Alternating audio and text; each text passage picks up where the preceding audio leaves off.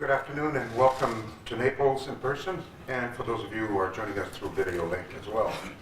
The last time I had an opportunity to talk to you was on the 31st of March as we took command and NATO took the lead in Mission Unified Protector, which is aimed at protecting civilian populations. After 30 days on mission and engaged in this mission, I believe it's time for me to give you a small update, a brief update of the situation as I see it from my perspective.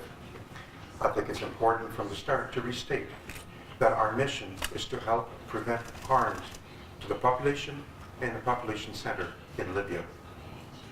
To do that, we have been given three major areas. The first one is a maritime embargo, and to ensure that we stop the movement of illicit weapons in and out of Libya. The second area that we're working on is one where we are enforcing a no-fly zone in the area to prevent harms from coming using weapons from the Gaddafi regimes that could be used to harm the population. The third area, and probably the most challenging task of this mission, is to help protect civilians and civilian populated area under the threat of attack in Libya. And that is the one that I'm most focused on every day. I'd like to take you a little bit from my perspective as I see the situation in the area today. First of all, in the east, you will recall some 30 days ago, Ashdabia was on constant fire and Benghazi was threatened as well. Today, both of these cities are seeing relative peace and a lack of fires being brought upon the population. But that is not in itself remove the risk that we're still facing from pro-Gaddafi forces who have the intent and who have the capability to bring arms on the population. We remain focused on them, and we are ready to engage them if it's required and when it will be required.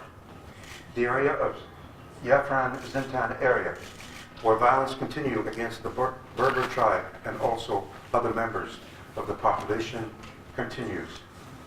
The situation is a bit more dynamic in the area, but we continue to stay focused, and as late as yesterday, we were continuing efforts and gaining in stopping pro-Gaddafi forces from engaging the population.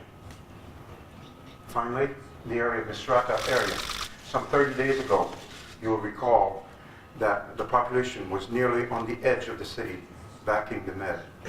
Today, they've made significant gains in the city, though they continue to be receiving indirect and indiscriminate fire on the population. So the violence against population, whether through threat, capability, or intent, continues throughout the entire area. When I look at the situation in all, I think also it's important that we look at it from a campaign perspective, not a city-by-city issue. We remain focused on those command and control nodes that are utilized to order military personnel to engage civilian population. We remain engaged on the lines of communications that are used to resupply those forces engaged in bringing harm to the population. We're also working on stopping the supply chain from ammunition depots and other areas to stop the movement of these weapons forward to enable harm from coming to the population. And finally, we remain directly engaged in engaging those forces that are directly or indirectly targeting the population. This is a campaign. This is an area that we look across. Not a day goes by where I do not think about the harm coming into the civilian population. Not a day goes by that I don't see pro-Gaddafi forces using violence against men, women, and children. Not a day goes by that I don't know